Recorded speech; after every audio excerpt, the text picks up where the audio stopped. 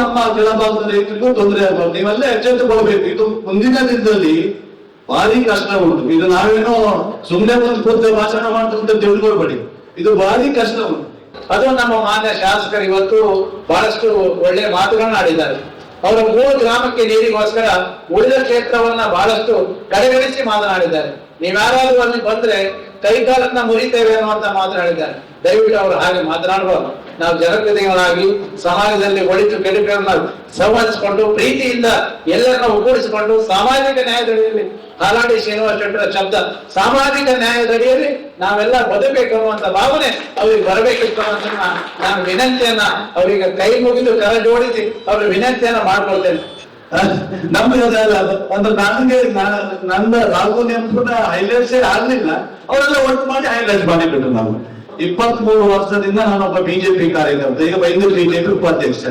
ನಾವು ಯಾವ ಕಂಟ್ರಾಕ್ಟ್ ಕೆಲಸನೂ ಮಾಡ್ಲಿಲ್ಲ, ಯಾವುದೇ ಮಾಡ್ಲಿಲ್ಲ. ನಾನು ಗಾಡಿ ಓಡಿಸಿ ನನ್ನ ಆ ದುಡ್ಡಿ ಮೇಲೆ ಪಕ್ಷಕ್ಕೆ ಹೋರಾಟ ಕೊಟ್ಟದ್ ಬಿಟ್ರೆ ನನ್ನ ಸ್ವಂತ ಸರ್ಕಾರದಿಂದ ಪಾರ್ಟಿಯಿಂದ ಯಾವುದೇ ಲಾಭವನ್ನು ತಗೊಂಡಿಲ್ಲ. ನಾನು ಅನ್ನದ ಕಟ್ಟಲಿಕ್ಕೆ ಹಾಕ್ಬೇಡಿ. ನೀವು ಡ್ಯಾಮಿಗೆ ನೇರವಾಗಿ ನೀವು 250 HP 4 ಮೋಟರ್ನ ಡ್ಯಾಮಿಗೆ ನೇರವಾಗಿ ಅದು ಕ್ರಸ್ಟ್ ಗೇಟ್ ಬರದಂತೆ ಪಕ್ಕದಲ್ಲೇ ಸುಮಾರು 30 ರಿಂದ 40 ಮೀಟರ್ ಹೊಡಿಬೇಕು.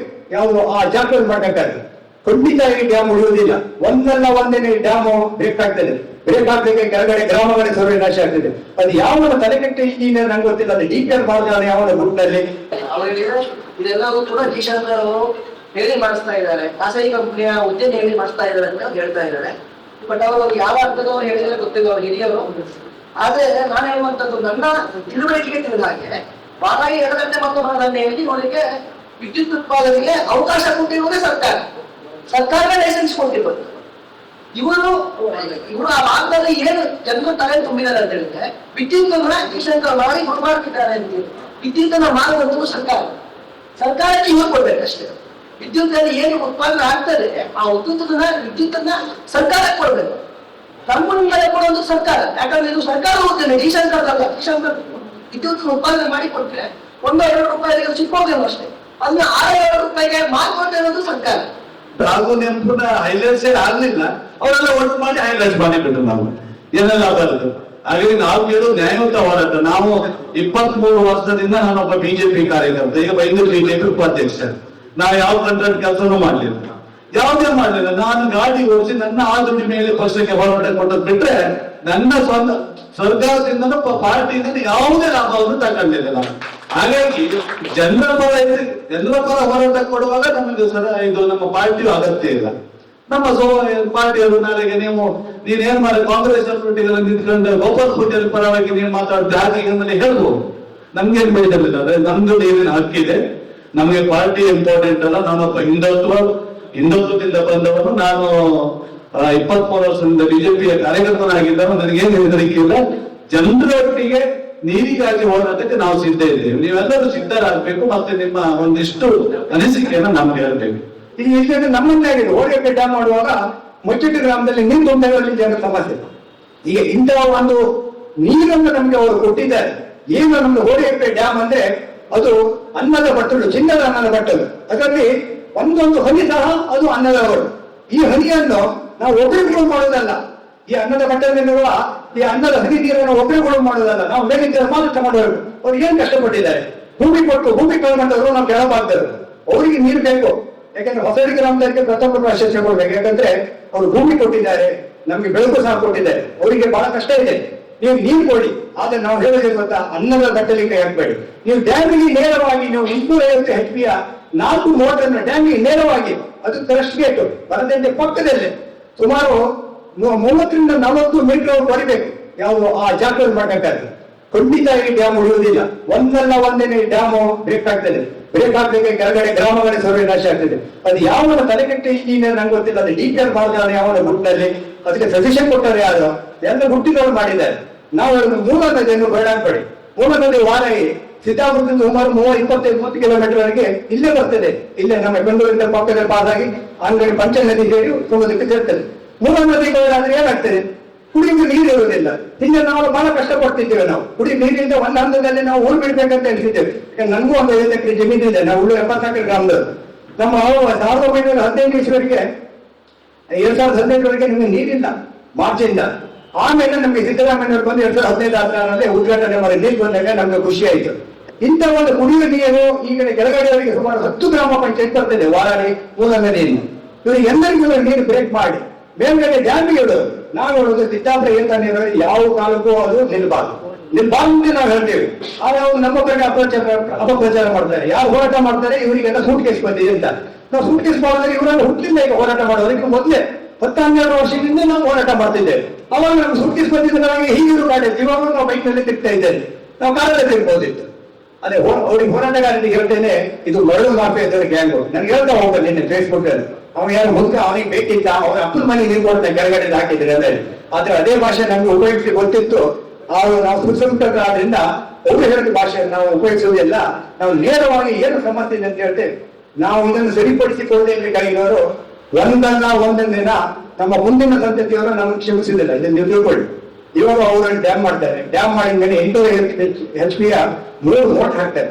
ದಿನಲ್ಲಿ 24 ಗಂಟೆ ರನ್ ಮಾಡಿದ್ರೆ ಅಲ್ಲಿ ಕೆಪಾಸಿಟಿ ಇರುವುದು ಮೇಲ್ಗಡೆ 20 ರಿಂದ 25 TMC ನೀರು. ಸರಿ ಮಳೆ ಬಂದ್ರೆ ಹೆಚ್ಚಿನ ವರ್ಷ ಮಳೆ ಬರುವುದಿಲ್ಲ. ನಾನು 10 ವರ್ಷದಿಂದ TMC ತೆಗೆದಿದ್ದೇನೆ. ಮಾನ್ಯ ಡ್ಯಾಮಿನಲ್ಲಿ 3 ವರ್ಷ ಮಾತ್ರ 30 TMC ನೀರು ಸಿಕ್ಕಿದೆ. ಬೇರೆ ಎಲ್ಲ ಸಮಯದಲ್ಲಿ ಸಿಗುವುದು 20 ರಿಂದ 25 TMC ನೀರು. ಅದರಲ್ಲಿ 2 TMC ನೀರು ಹೂಳು ತುಂಬಿ ಮಾನ್ಯ ಡ್ಯಾಮ್ನಲ್ಲಿ ನೀರು ಕಡಿಮೆ ಆಗಿದೆ. 28 TMCಯಲ್ಲಿ ಮಳೆಗಾಲದಲ್ಲಿ ಅವ್ರು ಏನ್ ಮಾಡ್ತಾರೆ ಅಂದ್ರೆ ಮಾನ್ಯ ಡ್ಯಾಮ್ನಲ್ಲಿ KPC ಅವರು ಅವರಿಗೆ ಯಾರ ರೈತರು ಹಂಗಿಲ್ಲ. ಅವ್ರಿಗೆ ನೇರವಾಗಿ ಕರೆಂಟ್ ಬೇಕಾದಾಗ ಅವ್ರು ಕರೆಂಟ್ ಉತ್ಪತ್ತಿ ಮಾಡ್ತಾರೆ. ಏನು ಅವರಿಗೆ ಅಲ್ಲಿ ಆರ್ಡರ್ ಬರ್ತದೆ ಅದ್ರ ಪ್ರಕಾರ ಅವ್ರು ನೀರು ಬಿಡ್ತಾರೆ. ಅವ್ರಿಗೆ ಮಳೆಗಾಲದಲ್ಲಿ ಸುಮಾರು 10 TMC ಖಾಲಿ ಮಾಡ್ತಾರೆ. ಆಮೇಲೆ ನಮ್ಮ ಹತ್ರ ಕೇವಲ ಇರೋದು 10 TMC ಮಾತ್ರ ನೀರು. 10 TMC ನಮಗೆ ಎಡದಂಡೆ ನೀರು ಹೋಗ್ತಿದೆ. ಆ 10 TMC 5 TMC ಎಡದಂಡೆಗೆ ಹೋಗ್ತಿದೆ. ನಾವು ಈಗ ಬಲದಂಡೆಗೆ ನಮ್ಮ ಸಂತೋಷ್ ಕುಮಾರ್ ಶೆಟ್ಟಿ ಹೇಳಿದ್ರು ಬಲದಂಡೆ ಪ್ರಾರಂಭ ಆದ್ರೆ ಇನ್ನು 5 TMC ನೀರು ಬೇಕು. ಆಮೇಲೆ ಸಿದ್ದಾಪುರ ಏತ ನೀರಾವರಿಗೆ 7 TMC ಬೇಕು. ಆಮೇಲೆ ಈಗ ಬಲ್ಕಲ್ನಲ್ಲಿ ಈಗ ಉಡುಪಿ ನಗರಕ್ಕೆ ಕುಂದಾಪುರ ಪುರಸಭೆಗೆ 3 TMC ನೀರು ಹೋಗ್ತಿದೆ. JJMಗೆ 2 TMC ನೀರು ಹೋಗ್ತಿದೆ. ಕಾಪು ಬೆಳ್ತಂಗಡಿಗೆ ಈಗ ಪ್ರಕ್ರಿಯೆಗಳಾಗಿದ್ದೇವೆ. ಅವರು ಸುಮಾರು 5 TMC ನೀರು ಹೋಗ್ಬೇಕು. ಹಾಗಾದ್ರೆ ನೀರೆಲ್ಲಿ ಬರ್ತದೆ? ಇವರು ಸುಳ್ಳು ಮಾಹಿತಿ ಕೊಟ್ಟಿದ್ದಾರೆ. ಶಾಸಕರು ಒಂದು ಪತ್ರ ನಮ್ಮ ಲಕ್ಷ್ಮೀ ಹೆಬ್ಬಾಳ್ಕರ್ ನಮ್ಮ ಉಸ್ತುವಾರಿ ಸಚಿವರಿಗೆ ಬರೆದಿದ್ದಾರೆ. ಅಲ್ಲಿ 4,000 ಕ್ಯೂಸೆಕ್ಸ್ ನೀರು ಅಂತ ಬರೆದಿದ್ದಾರೆ. 4,000 ಕ್ಯೂಸೆಕ್ಸ್ ನೀರು ಅಂದ್ರೆ 3,000 ಕ್ಯೂಸೆಕ್ಸ್ ನೀರು 4 ದಿನ ಹರಿದ್ರೆ 1 TMC ಆಗ್ತದೆ. 1 ತಿಂಗಳಿಗೆ 8 TMC ನೀರು ಆಗ್ತದೆ 4 ದಿನ. ಆ ತಿಂಗಳಲ್ಲಿ 7 ತಿಂಗಳಿಗೆ ನಮ್ಗೆ ನೀರು ಹರಿದ್ರೆ 56 TMC ನೀರು ಬೇಕು. ನಮ್ಮ ಹತ್ರ ಇರೋದು 10 TMC ನೀರು ಬೇರೆ. ಆಗ ನೀರು ಎಲ್ಲಿಂದ ಬರ್ತದೆ? ಇದೇನಿದೆ ಒಂದು ಚಿನ್ನದ ಮಟ್ಟೆ ಇಟ್ಟದಿಂದ ಗೋಳಿನ ಇಡೀ ಗೋಳಿನ ಪಚ್ಚೆ ಹಾಕಿದ್ದಾರೆ. ಇಡೀ ಒಂದೇ ಸಲ ಚಿನ್ನದ ಮಟ್ಟದ ಗೋಳಲ್ಲ. ಅಂತ ಒಂದು ಯೋಜನೆಯನ್ನು ನಮ್ಮ ಸರ್ಕಾರ ಮಾಡಬಾರ್ದು. ಸರ್ಕಾರ ಮಾಡಿದ್ರೆ ಖಂಡಿತ ಸರ್ಕಾರವನ್ನ ಜನತೆ ಕ್ಷಮಿಸುವುದಿಲ್ಲ. ಅರಮೇಲಮ್ಮನ ಶಾಪ ಅಂತ ನೀವು ಕೇಳಿದ್ರಿ ಮೈಸೂರು ಹಿಸ್ಟ್ರಿ ಓದುವಾಗ. ಅದೇ ಶಾಪ ಈ ಸರ್ಕಾರಕ್ಕೆ ಬೀಳ್ತದೆ. ನೀವು ಕೆಳಗಿನ ರೈತರ ಹಿತವನ್ನು ನೀವು ರಕ್ಷಣೆ ಮಾಡಬೇಕು. ಮೂಲ ನದಿಯನ್ನು ಬಡಾಗಿಸಬೇಡಿ.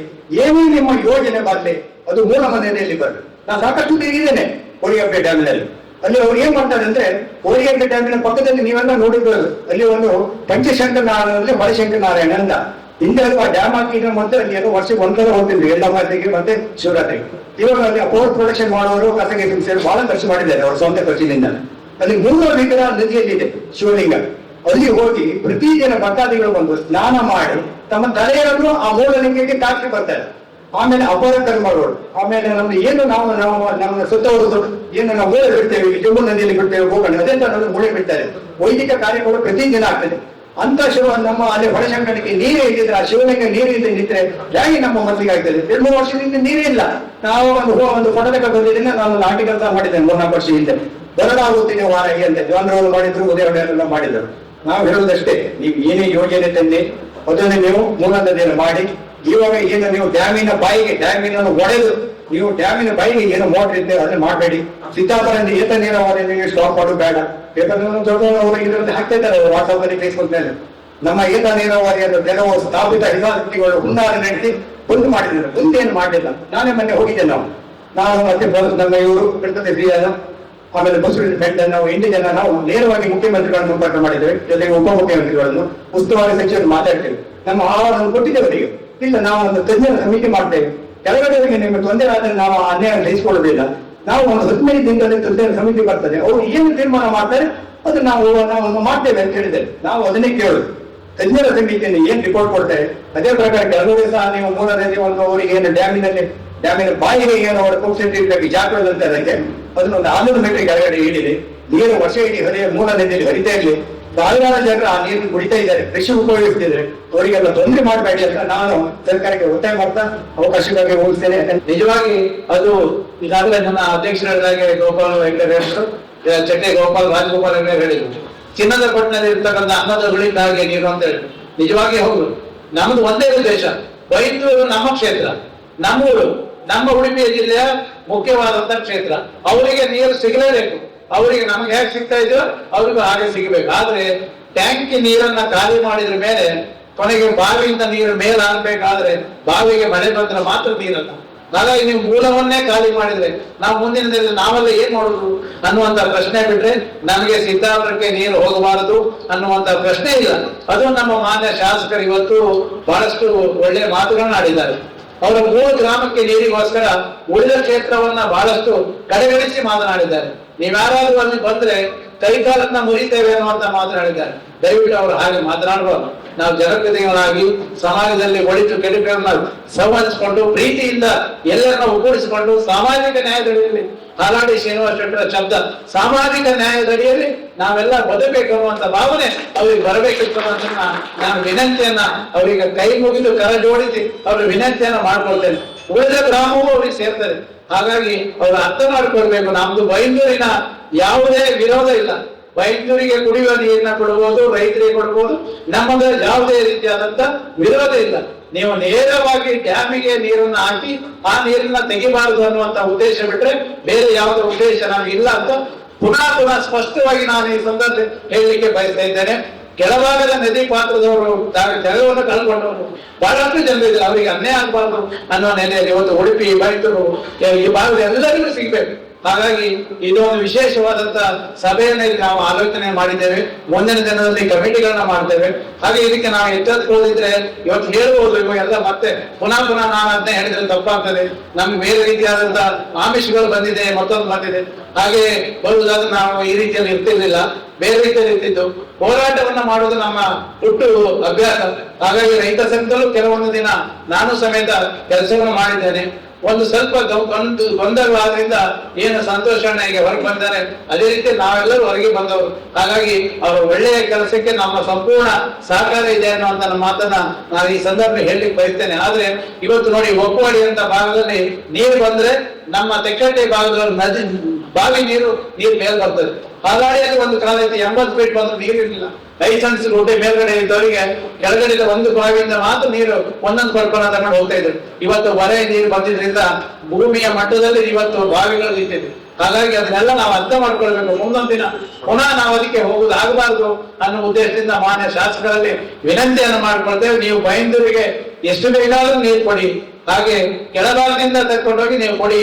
ಅದರಿಂದ ಸಾಮಾಜಿಕ ನ್ಯಾಯ ಆಗ್ತದೆ, ನಮಗೂ ನೀರು ಸಿಗ್ತದೆ, ಉಡುಪಿಗೂ ನೀರು ಸಿಗ್ತದೆ, ಪುರಸಭೆಗೂ ನೀರು ಸಿಗ್ತದೆ, ನಿಮಗೂ ಸಿಗ್ತದೆ ಅನ್ನುವಂತ ಕಳಕಳಿ ವಿನಂತಿಯನ್ನು ಪುನಃ ಮಾಡಿಕೊಂಡು ಮಾಧ್ಯಮದವರು ಬಹಳಷ್ಟು ನಮಗೆ ಸಹಕಾರವನ್ನ ನೀಡಬೇಕು, ವಾಸ್ತವಾಂಶವನ್ನು ತಾವು ಬರೀಬೇಕು ಅನ್ನುವಂತ ವಿನಂತಿಯನ್ನ ಮಾಡಿಕೊಳ್ತಾ ಆಗಮಿಸಿದ ಎಲ್ಲರಿಗೂ ವಂದಿಸಿ ನನ್ನ ಮಾತು ಮುಗಿಸ್ತೇನೆ.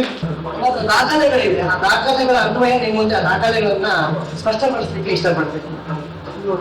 ಮಧ್ಯ ಬೈಂದೂರು ವಿಧಾನಸಭಾ ಕ್ಷೇತ್ರದ ಶಾಸಕರಾಗಿರುವಂತಹ ಗೋಪಾಲ್ ಪೂಜಾರು ಪ್ರಪ್ರಥಮವಾಗಿ ಮುಖ್ಯಮಂತ್ರಿಗಳಿಗೆ ಒಂದು ಪತ್ರವನ್ನು ಬರೆದಿದ್ದಾರೆ. ಏನಂತ ಹೇಳಿದ್ರೆ, ಓಎಲ್ಕೆಎಲ್ ಡ್ಯಾಮ್ ಅವೈಜ್ಞಾನಿಕವಾಗಿದೆ, ಅದರಿಂದ ಕೆಳಭಾಗದಲ್ಲಿ ಸಮಸ್ಯೆಗಳಿವೆ. ಕೆಳಭಾಗದ ಒಂದು 8 ಗ್ರಾಮ ಪಂಚಾಯತಿಗೆ ಇದರಿಂದ ತೊಂದರೆ ಆಗುತ್ತೆ ಅಂತ ಹೇಳಿ ಅವರು ಒಂದು ಪತ್ರವನ್ನು ಬರೆದಿದ್ದಾರೆ. ಆ ಪತ್ರವನ್ನು ನೋಡಿ ಮುಖ್ಯಮಂತ್ರಿಗಳು ಒಂದು ಸ್ಪಷ್ಟ ಆದೇಶವನ್ನು ಮಾಡಿದ್ದಾರೆ. ಇದು ಆದೇಶದ ಕಾಪಿ, ಮುಖ್ಯಮಂತ್ರಿಗಳ ಆದೇಶದ ಕಾಪಿ. ಅವ್ರು ಹೇಳ್ತಾರೆ ಏನಂತ ಹೇಳಿದ್ರೆ, ಉಡುಪಿ ಜಿಲ್ಲೆ ಬೈಂದೂರು ಕ್ಷೇತ್ರದ ಮಾಜಿ ಶಾಸಕರಾದ ಶ್ರೀ ಗೋಪಾಲ ಪೂಜಾರಿ ಅವರು ಸಲ್ಲಿಸಿರುವ ಮನವಿಯನ್ನು ಪ್ರಗತಿಸಿದರೆ ವಾರಾಹಿ ನದಿಗೆ ಹೋಳಿಯಾತ್ರೆ ಬಳಿ ಅಡ್ಡಲಾಗಿ ನಿರ್ಮಿಸುವ ಡ್ಯಾಮ್ ಮೇಲೆ ವಾರಾಹಿ ಯೋಜನೆ ಮೂಲ ಉದ್ದೇಶ ಬಿಟ್ಟು ಅನೇಕ ಯೋಜನೆಗಳನ್ನು ಕಾರ್ಯರೂಪಕ್ಕೆ ಬರುವುದರಿಂದ ಮೂಲ ನದಿ ಕಣ್ಮರೆಯಾಗಲಿದ್ದು ಜಲಚರಗಳಿಗೆ ಕಟ್ಟಡವಾಗಲಿದ್ದು ರೈತಾಪಿ ಜನರ ಕೃಷಿ ಚಟುವಟಿಕೆಗಳು ಸ್ಥಗಿತವಾಗಿರುವುದರಿಂದ ಸಿದ್ದಾಪುರ ಏಕದಿನಾಂಕ ಯೋಜನೆ ಶ್ರೀ ಮಣಶಂಕರನಾರಾಯಣ ದೇವಸ್ಥಾನದ 600 ಮೀಟರ್ ಕೆಳಭಾಗದ ನದಿ ಪಾತ್ರದಲ್ಲಿ ಮಾಡುವಂತೆ ಮನವಿ ಪತ್ರದಲ್ಲಿ ಕೋರಿರುತ್ತಾರೆ. ಮಾಜಿ ಶಾಸಕರ ಮನವಿ ಪತ್ರದಲ್ಲಿ ಕೋರಿರುವ ಅಂಶಗಳನ್ನು ಪರಿಶೀಲಿಸಿ ಸೂಕ್ತ ಕ್ರಮವನ್ನು ತೆಗೆದುಕೊಳ್ಳಬೇಕು ಅಂತ ಹೇಳಿ ಮುಖ್ಯಮಂತ್ರಿಗಳು ಸ್ಪಷ್ಟ ಆದೇಶ ಮಾಡಿ ನಿರ್ದೇಶನವನ್ನು ಕೊಟ್ಟಿದ್ದಾರೆ. ಗೋಪಾಲ ಪೂಜಾರಿ ಪತ್ರ ಬರೆದಿದ್ದಾರೆ, ಕಳವಳವನ್ನು ವ್ಯಕ್ತಪಡಿಸಿದ್ದಾರೆ. ದಯವಿಟ್ಟು ನೀವು ಆ ಕಳಭಾಗದಲ್ಲಿ 600 ಮೀಟರ್ ಕೆಳಭಾಗದಲ್ಲಿ ಮಾಡಲಿಕ್ಕೆ ಸೂಕ್ತ ಕ್ರಮ ತಗೊಳ್ಳಿ ಅಂತ ಹೇಳಿ ನಮ್ಗೆಲ್ಲ ಬಹಳ ಸಂತೋಷ ಆಯ್ತದೆ ಅಂತ ಹೇಳಿದ್ರೆ ಮುಖ್ಯಮಂತ್ರಿಗಳ ಆದೇಶ ಬಂದಿದೆ, ಈ ಕೆಲಸ ನಿಲ್ಲುತ್ತೆ ಅಂತ ಹೇಳಿ ಕೆಲಸ ನಿಲ್ಲಿಸುವಂತ ಯಾವ ಒಂದು ಪ್ರಯತ್ನವನ್ನು ಕೂಡ ಯಾರು ಮಾಡ್ತಿದ್ರು. ಕೆಲಸ ಇನ್ನು ಜಾಸ್ತಿ ಅಂತ ಒಂದು ಬಿಟ್ಟರೆ ಕೆಲಸ ಕಮ್ಮಿ ಆಗಲಿಲ್ಲ. ಒಂದಿನ ನೋಡಿದ್ವಿ, 2 ದಿನ ನೋಡಿದ್ವಿ, ಇವತ್ತಿರ್ಬೋದು, ನಾಳೆ ಇರ್ಬೋದು, ಇವತ್ತಿರ್ಬೋದು, ನಾಳೆ ಇರ್ಬೋದು ಅಂತ ಗೊತ್ತಾಗಿ ಇದು ನಿಲ್ಲಿಸುವಂತ ಪ್ರಯತ್ನಗಳು ಮಾಡೋದಿಲ್ಲ ಅಂತ. ಯಾಕಂದ್ರೆ ಮುಖ್ಯಮಂತ್ರಿಗಳ ಆದೇಶವನ್ನು ಕೂಡ ಸ್ಪಷ್ಟ ಉಲ್ಲಂಘನೆ ಮಾಡಿದ್ದಾರೆ. ಅದಾದ ನಂತರ ನಾವು ಮತ್ತೆ ನಮ್ಮ ಇವರು ಶ್ರೀಪುರ ಹೆಗ್ಡೆ ಅವರು ಹಾಗೂ ತಾಲೂಕು ಜನ ನೇರವಾಗಿ ಮುಖ್ಯಮಂತ್ರಿಗಳನ್ನ ಭೇಟಿ ಮಾಡ್ಬೇಕಂತೇಳಿ ನಾವು ವಿಧಾನಸೌಧಕ್ಕೆ ಭೇಟಿ ಮಾಡಿದ್ವಿ. ನಾವು ಒಂದು ದಿನ ಕ್ಯಾಬಿನೆಟ್ ಮಿನಿಸ್ಟರ್ ಭೇಟಿ ಆಗ್ತಾ ಇತ್ತು. ಮುಖ್ಯಮಂತ್ರಿಗಳು ನಮಗೆ ಸಿಗ್ಲಿಲ್ಲ, ಆದ್ರೆ ಉಪಮುಖ್ಯಮಂತ್ರಿಗಳು ಸಿಕ್ಕಿದ್ರು, ಡಿ ಕೆ ಶಿವಕುಮಾರ್ ಅವರು ಸಿಕ್ಕಿದ್ರು. ಸಿಕ್ಕಿ ಕೇಳ್ತಾರೆ ಅವ್ರು ಏನಂತ ಹೇಳಿದ್ರೆ ಏನಾಗ್ಬೇಕಾಗಿತ್ತು ಅಂತ ಕೇಳಿದಾಗ ಅವರಿಗೆ ನಾವು ಹೇಳ್ತೇವೆ ಗೋಪಾಲ ಪೂಜಾರಿ ಅವರ ಪತ್ರ ಇದ್ರು ಕೂಡ ಆ ಭಾಗದಲ್ಲಿ ಸೂಕ್ತ ಕಾನೂನನ್ನ ನೋಡಿ 600 ಮೀಟರ್ ಕೆಳಗಡೆ ಮಾಡಿ ಕಾರ್ಯ ಪ್ರಯತ್ನ ಮಾಡಿ ಅಂತ ಮುಖ್ಯಮಂತ್ರಿಗಳ ಪತ್ರ ಇದ್ರು ಕೂಡ ಕಾಲದಲ್ಲಿ ನಿಲ್ಲಿಸ್ತಾ ಇಲ್ಲ ಅಂತೇಳಿ ಡಿ ಕೆ ಶಿವಕುಮಾರ್ ಅವರಿಗೆ ನಾವು ಮನವರಿಕೆ ಮಾಡಿದ್ವಿ. ಡಿ ಕೆ ಶಿವಕುಮಾರ್ ನಮ್ಮ ಎಲ್ಲ ಪತ್ರವನ್ನು ನೋಡ್ತಾರೆ, ಪ್ರತಿಯೊಂದು ಪತ್ರವನ್ನು ಕೈಗೊಟ್ಟಾಗ ನೋಡ್ತಾರೆ. ನಾವು ಹೋಗುವಾಗ ಈ ಭಾಗದ 1,000ಕ್ಕೂ ಅಧಿಕ ರೈತರ ಸಹಿ ಸಂಗ್ರಹ ಮಾಡ್ಕೊಂಡು ಹೋಗಿದ್ದೇವೆ. ಇದರಲ್ಲಿ ಎಲ್ಲ ದಾಖಲೆ ಇದೆ.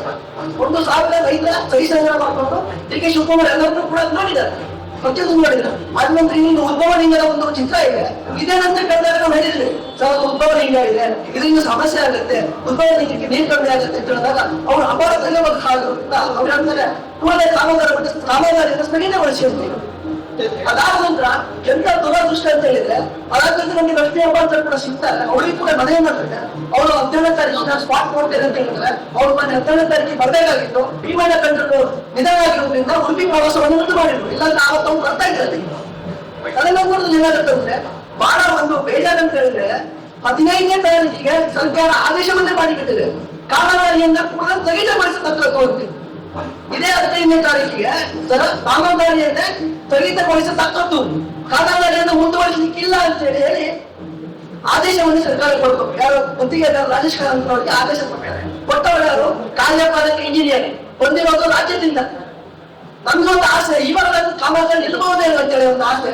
ಆದ್ರೆ ಒಂದು ದಾಖಲೆ ಇಲ್ಲ. ಒಂದು ನಿಮಿಷದ ಇದು ಸ್ಪಷ್ಟ ನಿರ್ಣಯ ಆದೇಶ ಸರ್ಕಾರದ್ದು.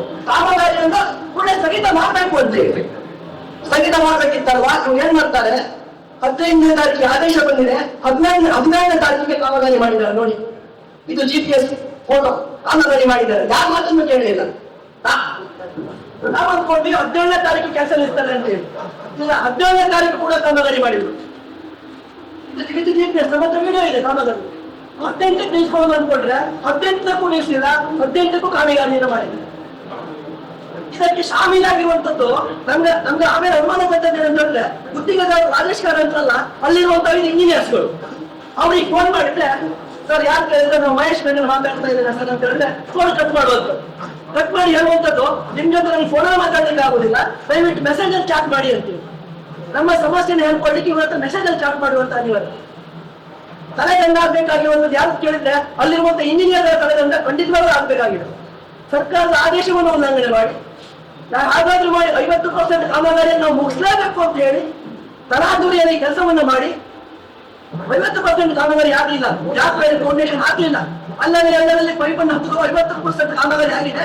ಇದನ್ನು ಇನ್ನೊಂದು ಸರ್ಕಾರ ನಿಲ್ಲಿಸಬಾರದು ಅಂತ ಹೇಳಿ ಆ ಭಾಗದ ಜನರನ್ನ ಒಟ್ಟಾಡ್ತಾ ಇದ್ದಾರೆ. ಬಹಳ ಒಮ್ಮೆ ಆದ್ರು ಬಹಳ ಕೈ ಹಾಕುವ ಅಂತ ಹೇಳಿದ್ರೆ ರಾತ್ರಿ ಒಬ್ಬರು ಪತ್ರಕರ್ತರು ಕಾಲ್ ಮಾಡ್ತಾರೆ ಬೆಂಗಳೂರಿಂದ, ಸರ್ ನಾನು ನೀವು ಊರಿಗೆ ಬರ್ತಾ ಇದ್ರೆ ಒಂದು ವಿಡಿಯೋ ಬೈಕ್ ಕೊಡ್ಬೋದು ಅಂತ ಹೇಳಿದ್ರು.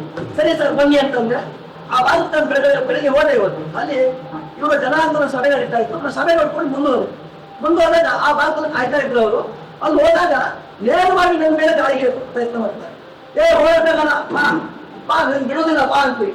ಅಲ್ಲಿ ಪೊಲೀಸ್ನವರಿದ್ರು, ಭದ್ರತೆ ಕೊಟ್ಟು ನನ್ನ ಸೇಫ್ ಮಾಡಿ ಮತ್ತೆ ಕರ್ಕೊಂಡರು. ಅಲ್ಲಿಯವರೆಗೆ ನೀರು ಕೇಳಿದ್ರೆ ಮೈ ಮೇಲೆ ಕೈ ಹಾಕುವಂತ ಪರಿಸ್ಥಿತಿ. ನಮ್ಮ ಆಹ್ವಾನ ಒಬ್ಬ ಪ್ರತಿನಿಧಿಗೆ, ಮಾಧ್ಯಮ ಪ್ರತಿನಿಧಿಗೆ ಬೈಕ್ ಕೊಡ್ಲಿಕ್ಕೆ ಹೋದ್ರೆ ಪಡಿಲಿಕ್ಕೆ ಬರ್ತಾರೆ ಸರ್. ನಾನು ಹೇಳಿದೆ ನಾನು ಇಟ್ಕೊಂಡು ಹೇಳಿದೆ ನೋಡಪ್ಪ ನಿನ್ನ ಹೋರಾಟವನ್ನು ನೀವು ಮಾಡು, ಯಾವ ರೈತರು ನಮ್ಮ ಹೋರಾಟ ನಾವು ಮಾಡು. ಇಲ್ಲಿ ಯಾರು ಹೋರಾಟ ಮಾಡ್ಲಿಕ್ಕೆ ಬರಲಿಲ್ಲ ಅಂತ ಹೇಳಿ ನಾನು ಚಿಂತ ಬಂದೆ. ಆಮೇಲೆ ಎಂತ ಬಂದ್ರೆ ಆ ಬಟ್ಟೆ ಅಪಪ್ರಚಾರಗಳು ಕೆಳಗಿನವರು ಏತ ನೀರಾವರಿಯನ್ನ ಬಂದ್ ಮಾಡಲಿಕ್ಕೆ ಹೊರಟಿದ್ದೇವೆ. ಆ ಪತ್ರಿಕಾ ಮಾಧ್ಯಮದವರು ಹೇಳಿದ್ರು ನಾವು ಮುಖ್ಯಮಂತ್ರಿಗಳಿಗೆ, ಉಪಮುಖ್ಯಮಂತ್ರಿಗಳಿಗೆ ಮತ್ತು ಉಸ್ತುವಾರಿ ಸಚಿವರಿಗೆ ಕೊಟ್ಟಂತ ಮನವಿ ಅಂತ ಮಾಹಿತಿಯ ಕಡೆ ಪಡ್ಕೊಂಡಿದ್ರಂತೆ ಬೆಂಗಳೂರಲ್ಲಿ. ಅದನ್ನು ಓದಿ ನೋಡಿದ್ರೆ ಎಲ್ಲರೂ ಕೂಡ ನೇತಾವರಿಗೆ ಅವರಿಗೆ ನಿಲ್ಲಿಸಿ ಅಂತ ಮಾಡಿಲ್ವ. ಅವರೇ ಹೇಳ್ತಾರೆ ನನಗೆ ನೀವೇ ಕೊಟ್ಟಂತ ಮನವಿಯಲ್ಲಿ ಸರ್ ನಾನು ನೋಡಿದೆ ಏತ ನೀರಾವರಿ ನಿಲ್ಲಿಸಿ ಅಂತ ಎಲ್ಲೂ ಬರಲಿಲ್ಲ. ಅವರೇ ಹೇಳ್ತಾರೆ. ಬಟ್ ಇವರು ಈ ಭಾಗದಲ್ಲಿ ಏತ ನೀರಾವರಿ ಮುಗಿಸ್ಲಿಕ್ಕೆ ಕೆಲವರು ಮುಖಂಡರು ಒಬ್ರು ದಾನಿಗಳ ಸಹಕಾರದಲ್ಲಿ ಓಡಾಡ್ತಾ ಇದ್ದಾರೆ, ಹಾಗೆ ಹೀಗೆ ಅಂತ ಬರೀತಾ ಇದ್ದಾರೆ. ನಾವೆಲ್ಲ ಎಚ್ಚರಿಕೆಯಲ್ಲಿ ಅಂತ ಹೇಳಿದ್ರೆ ಇನ್ನೂ ಕೂಡ ಅವರು ಕಾಲದಲ್ಲಿ ನಿಲ್ಲಿಸೋದಿಲ್ಲ, ಸಂಪೂರ್ಣ ಮಾಡ್ತಾರೆ. ಅವ್ರು ಹೇಳಿದ್ರೆ ಇದೆಲ್ಲವೂ ಕೂಡ ಜಿಶಂಕರ್ ಅವರು ಹೇಳಿ ಮಾಡಿಸ್ತಾ ಇದ್ದಾರೆ, ಖಾಸಗಿ ಕಂಪನಿಯ ಉದ್ಯಮ ಹೇಳಿ ಮಾಡಿಸ್ತಾ ಇದ್ದಾರೆ ಅಂತ ಹೇಳ್ತಾ ಇದ್ದಾರೆ. ಬಟ್ ಅವರು ಯಾವ ಅರ್ಥದವರು ಹೇಳಿದ್ರೆ ಗೊತ್ತಿಲ್ಲ, ಅವ್ರು ಹಿರಿಯವರು. ಆದ್ರೆ ನಾನು ಹೇಳುವಂತದ್ದು ನನ್ನ ತಿಳುವಳಿಕೆಗೆ ತಿಳಿದ ಹಾಗೆ ಬಾರಾಗಿ 2 ಗಂಟೆ ಮತ್ತು 6 ಗಂಟೆ ಹೇಳಿ ನೋಡಲಿಕ್ಕೆ ವಿದ್ಯುತ್ ಉತ್ಪಾದನೆಗೆ ಅವಕಾಶ ಕೊಟ್ಟಿರುವುದೇ ಸರ್ಕಾರವೇ ಲೈಸೆನ್ಸ್ ಕೊಟ್ಟಿರೋದು. ಇವರು ಆ ಭಾಗದಲ್ಲಿ ಏನು ಜನರು ತಲೆ ತುಂಬಿದ್ದಾರೆ ಅಂತ ಹೇಳಿದ್ರೆ ವಿದ್ಯುತ್ ಜಿಶಂಕರ್ ಮಾಡಿ ಗುಣ ಮಾಡ್ತಿದ್ದಾರೆ ಅಂತ. ವಿದ್ಯುತ್ ಅನ್ನ ಮಾಡುವಂತದ್ದು ಸರ್ಕಾರಕ್ಕೆ ಇವ್ರು ಕೊಡ್ಬೇಕಷ್ಟೇ. ವಿದ್ಯುತ್ ಅಲ್ಲಿ ಏನು ಉತ್ಪಾದನೆ ಆಗ್ತದೆ ಆ ವಿದ್ಯುತ್ತನ್ನ ಸರ್ಕಾರಕ್ಕೆ ಕೊಡ್ಬೇಕು. ನಮ್ಮನಿಂದಲೇ ಕೊಡೋದು ಸರ್ಕಾರ, ಯಾಕಂದ್ರೆ ಇದು ಸರ್ಕಾರ ಉದ್ಯಮ, ಜಿಶಂಕರ್ ಅಲ್ಲ. ಜಿಶಂಕರ್ ವಿದ್ಯುತ್ ಉತ್ಪಾದನೆ ಮಾಡಿ ಕೊಟ್ರೆ 1-2 ರೂಪಾಯಿಗೆ ಸಿಕ್ಕೋದೇನು ಅಷ್ಟೇ, ಅದನ್ನ 6-7 ರೂಪಾಯಿಗೆ ಮಾರ್ಕೊಡ್ತಾ ಇರೋದು ಸರ್ಕಾರ. ಅದು ಕೂಡ ಮೂಲಭೂತ ಸೌಕರ್ಯ. ನೀರು ಹೇಗೆ ಜನರ ಮೂಲಭೂತ ಸೌಕರ್ಯನೋ ವಿದ್ಯುತ್ ಕೂಡ ಮೂಲಭೂತ ಸೌಕರ್ಯ. ಇದನ್ನ ಆ ಭಾರತದ ಜನರಲ್ಲಿ ವಿಷ ಬೀಜವನ್ನು ಬಿಡ್ತಾ ಇದ್ದಾರೆ. ಇಲ್ಲಿ ಜಿಶಂಕರ್ ಅವರು ಮಾಡ್ತಾ ಇದ್ದಾರೆ, ಜಿಶಂಕರ್ ಅವರು ಮಾಡ್ತಾ ಇದ್ದಾರೆ, ಈಶ್ವರ್ ಅವರು ಮಾಡ್ತಾ ಇದ್ದಾರೆ. ಅದಕ್ಕೆ ನಾವೇನ್ ಮಾಡ್ಬೇಕು ಅಂತ ಹೇಳಿದ್ರೆ ಸಂತೋಷನ ಆ ಭಾಗದಲ್ಲಿ ಒಂದು ಚರ್ಚೆ ಅಂತ ಹೇಳಿದ್ರೆ ಕೆಳಗಿನವರು ಯಾಕೆ ಇಲ್ಲಿ ಕೇಳಿದ್ದಾರೆ, ಆ ಭಾಗದಲ್ಲಿ ಚರ್ಚೆ ಹಾಗೆ ಕೆಳಗಿನವರು ಯಾರು ಮನವಿ ಕೊಟ್ಟಿದಾರ, ಇಲ್ಲಿ ಬಂದಿದಾರ, ಇರಿಗೇಷನ್ ಆಫೀಸಿಗೆ ಬಂದಿದಾರ, ಒಂದು ಚರ್ಚೆ. 2ನೇ ಚರ್ಚೆ ಆಗಿದೆ ಅಂತ ಹೇಳಿದ್ರೆ ಇರಿಗೇಷನ್ ಆಫೀಸ್ ನಮ್ದು ಸಿದ್ದಾಪುರದಲ್ಲಿದೆ. ಎಂತ ವಾದ ಅಂತಾನೆ ಅರ್ಥ ಆಗೋದಿಲ್ಲ ಇದು. ವಿಧಾನಸೌಧ ಬೆಂಗಳೂರು ನಮ್ದು ಅಂತ ಹೇಳಿದ್ರೆ ಅವ್ರು ಅಲ್ಲಿರೋದು. ಇವ್ರು ಹೇಳುವಂತದ್ದು ಇರಿಗೇಷನ್ ಕಚೇರಿ ನಮ್ಮಲ್ಲಿದೆ, ವಾಟ್ಸಪ್ ಅಲ್ಲಿ ಬರುವಂತದ್ದು. ನೀವೇ ಪರವಾಗಿಲ್ಲ, ನಿಮ್ಗೇನೋ ಬರೋದು, ನನಗೆ ನಾಯಿ ಅಂತ ಬರ್ತದೆ. ಬಿಜೆಪಿ ಪಂಚಾಯತ್ ನಾಯಿ ಅಂತ ಬರೆದಿದ್ದಾರೆ. ಬಿಡಿ, ಅದರ ಬಗ್ಗೆ ಟೀಕೆಯನ್ನು ಮಾಡುವಂತದ್ದು ಅಗತ್ಯ ಇಲ್ಲ. ಯಾಕಂದ್ರೆ ಆ ಭಾಗ ನೀವು ಒಬ್ಬರಾಗಿದ್ರು ಆ ತರ ಬರ್ತಾರೆ ತಕ್ಷಣ ಆ ಭಾಗದ ರೈತರು ಕೆಟ್ಟವಂತ ಹೇಳಲಿಕ್ಕೆ ಆಗುದಿಲ್ಲ. ಆದ್ರೆ ಅಲ್ಲಿ ಒಂದು ವಿಷ ಬೀಜವನ್ನ ಬಿತ್ತಿ ಇದನ್ನ ಯಾಕಾದ್ರೂ ಮಾಡಿ ಕಾಮಗಾರಿಯನ್ನ ಕಂಪ್ಲೀಟ್ ಮಾಡ್ಬೇಕು ಅಂತ ಹೇಳಿ ಕೊಟ್ಟಿದ್ದಾರೆ. ಅದನ್ನು ನಾವು ಸರಿಪಡಿಸ್ಬೇಕಿದ್ರೆ ನಮ್ದು ಒಂದು ವಿಶೇಷವಾದಂತ ಒಂದು ಜನಾಗ್ರಹ ಅಭಿಯಾನ ಮಾಡಬೇಕು, ಜನರನ್ನ ಒಪ್ಪಿಸ್ಬೇಕು. ತದನಂತರದಲ್ಲಿ ನಮ್ಮ ಒಂದು ಮನವಿಯನ್ನ ಉಸ್ತುವಾರಿ ಸಚಿವರಿಗೆ ಇಲ್ಲ ಅಂತಂದ್ರೆ ಕರ್ನಾಟಕ ನೀರಾವರಿ ನಿಗಮಕ್ಕೆ ಮುಟ್ಟಿಸುವಂತ ಪ್ರಯತ್ನವನ್ನು ನಾವು ಮಾಡಬೇಕು ಅನ್ನುವಂಥದ್ದು ನನ್ನ ಅಭಿಪ್ರಾಯ. ಈಗ ಡ್ಯಾಮ್ ಅನ್ನ ಪ್ರತಿ ವರ್ಷ ಕೊಡಗು ಸೈಡ್ ಅಲ್ಲಿ ಬಿಟ್ರೆ ಈಚೆಗೆ ಹಟ್ಟಿ ಕುದುರು ಭಾಗದವ್ರು ಗಲಾಟೆ ಮಾಡ್ತಾರೆ, ನಮ್ಮ ಭಾಗದಲ್ಲಿ ಉಪ್ಪು ನೀರು ಜಾಸ್ತಿ ಆಗ್ತದೆ ಅಂತ. ಹಾಗಾಗಿ ಈಚೆ ಬದಿ ಒಂದು ಡ್ಯಾಮ್ ಓಪನ್ ಮಾಡುವಂತದ್ದು, ಈಚೆಗೂ ಡ್ಯಾಮ್ ಓಪನ್ ಮಾಡಿದ್ರೆ ಸ್ವಲ್ಪ ಪ್ರಮಾಣದಲ್ಲಿ ಕುಡಿಯುವ ನೀರು ಈ ಹೊರೆ ಭಾಗದಲ್ಲಿ ಇರುವಂತವರಿಗೆ ಉಪ್ಪು ನೀರಿನ ಪ್ರಮಾಣ ಕಡಿಮೆ ಆಗ್ತದೆ. ಒಂದು ವೇಳೆ ನೀರನ್ನು ಕಂಪ್ಲೀಟ್ ಆಗಿ ನಾವು ಮೇಲಿಂದ ಹರಿಯುವಂತ ನೀರನ್ನ ಡ್ಯಾಮ್ ಇಂದ ಕೆಳಗಡೆ ಬಂದ್ ಮಾಡೋದ್ರಿಂದ ಕೆಳಭಾಗದಲ್ಲಿ ಇರುವಂತ ಎಲ್ಲ ಕುಡಿಯುವಂತ ನೀರಿನ ಮನೆಗಳಿಗೆ ಇರ್ಬೋದು ಅಥವಾ ಅಲ್ಲಿ ಕೃಷಿ ಮಾಡ್ತಕ್ಕಂಥವ್ರಿಗೆ, ಈಗ ಹಟ್ಟಿಂಗಡಿ, ಸಬಲಾಡಿ, ತಲ್ಲೂರು ಭಾಗ ಮತ್ತೆ ಉಪ್ಪಿನ ಕುದ್ರು, ಹಟ್ಟಿ ಕುದ್ರು ಇವರಿಗೆಲ್ಲ ಉಪ್ಪು ನೀರಿನ ಪ್ರಮಾಣ ಜಾಸ್ತಿ ಆಗ್ತದೆ. ಯಾಕಂತ ಹೇಳಿದ್ರೆ ಭತ್ತದ ನೀರು ನೇರವಾಗಿ ಮೇಲ್ಗಡೆ ಬರ್ತದೆ. ಅಂದ್ರೆ ಅದೇ ನೀರು ಇರುವುದರಿಂದ ಅಲ್ಲಿ ಬಾವಿಗಳಲ್ಲಿ ಉಪ್ಪು ನೀರಿನ ಪ್ರಮಾಣಗಳು ಜಾಸ್ತಿ ಆಗ್ತದೆ. ಹಾಗೆ ಮತ್ತೆ ಇವತ್ತು ಸೌಕರ್ಯ ನೀರಾವರಿ ಯೋಜನೆ 1350 ಹೆಕ್ಟೇರ್ ಪ್ರದೇಶಗಳಿಗೆ, ಕೃಷಿ ಭೂಮಿಗಳಿಗೆ ಅದರಿಂದ ಉಪಯೋಗ ಜಾಸ್ತಿ ಪ್ರಮಾಣದಲ್ಲಿ ಆಗಿರುವಂತದ್ದು ಭತ್ತ ಬೆಳೆಗಾಗಿ ಮಾತ್ರ. ಇನ್ನು ಅನೇಕ ಎತ್ತರ ಪ್ರದೇಶಗಳಲ್ಲಿ, ಗುಡ್ಡಿ ಪ್ರದೇಶಗಳಲ್ಲಿ ಇವತ್ತು ಕೃಷಿ ಮಾಡುವಂತರಿದ್ರು, ಅವ್ರಿಗೆ ಇನ್ನೂ ನಾವು ನೀರನ್ನು ಕೊಡ್ಲಿಕ್ಕೆ ಸಾಧ್ಯ ಆಗ್ಲಿಲ್ಲ. ಇನ್ನೂ ಅನೇಕ ಪ್ರಮಾಣದಲ್ಲಿ ಇನ್ನೂ ಒಂದು 500 ಹೆಕ್ಟೇರ್ ಪ್ರದೇಶಗಳಿಗೆ ಕೃಷಿ ಭತ್ತವನ್ನು ಹೊರತುಪಡಿಸಿ ಬೇರೆ ಕೃಷಿ ಮಾಡುವಂತವರಿಗೆ ಇನ್ನೂ 500 ಹೆಕ್ಟೇರ್ ಪ್ರದೇಶಗಳಿಗೆ ನೀರು ಕೊಡೋದು ಆಗ್ಬೇಕು. ಇನ್ನು ತಲ್ಲೂರು ಭಾಗದಲ್ಲಿ ಕುಡಿಯುವ ನೀರಿಗೆ ಕೊಡ್ಲಿಕ್ಕೆ ಅವಕಾಶಗಳಿದೆ, ಅಲ್ಲಿಗೂ ಕೃಷಿ ಭೂಮಿಗಳಿಗೂ ನೀರು ಕೊಡ್ಲಿಕ್ಕೆ ಆಗ್ಲಿಲ್ಲ.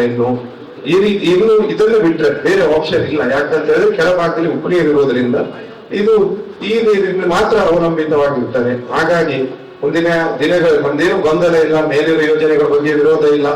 ಎಲ್ಲಾ ಯೋಜನೆಗಳನ್ನು ಇದೇ ನದಿಗೆ ತರುವುದರಿಂದ ಕೆಳಭಾಗದ ರೈತರಿಗೆ ಮುಂದೆ ಕೃಷಿ ಮಾಡಲಿಕ್ಕೂ ಸಾಧ್ಯ ಆಗಲಿಲ್ಲ, ಮತ್ತೆ ಕುಡಿಯುವ ನೀರಿಗೂ ಸಮಸ್ಯೆಗಳಾಗ್ತದೆ. ಮುಂದೆ ಈ ರೀತಿ ಆಗ್ತಾ ಇರುವ ಹಾಗೆ ಅದಕ್ಕೆ ಏನ್ ತಾಂತ್ರಿಕ ತಜ್ಞರನ್ನ ಸಲಹೆ ತಕೊಂಡು ಅವರಿಂದ ಒಂದು ರಿಪೋರ್ಟ್ ಮಾಡಿ ಮತ್ತೆ ಇಲ್ಲಿ ಚರ್ಚೆಗಳನ್ನು ಮಾಡುವುದು, ಅಲ್ಲಿ ಜನರನ್ನ ಗೊಂದಲಕ್ಕೆ ಸೃಷ್ಟಿ ಮಾಡುವಂತ ಕೆಲಸ ಮುಂದೆ ಆಗ್ಬಾರ್ದು. ಎಲ್ಲರೂ ಸೇರಿ ಮುಂದೆ ಜನಪ್ರತಿನಿಧಿಗಳು ಜವಾಬ್ದಾರಿ ಆಗ್ತಾರೆ. ಏನು ಗೊಂದಲ ಸೃಷ್ಟಿ ಮಾಡೋದ್ರಿಂದ ಪರಿಹಾರ ಮಾಡ್ಲಿಕ್ಕೆ ಸಾಧ್ಯ ಆಗುದಿಲ್ಲ.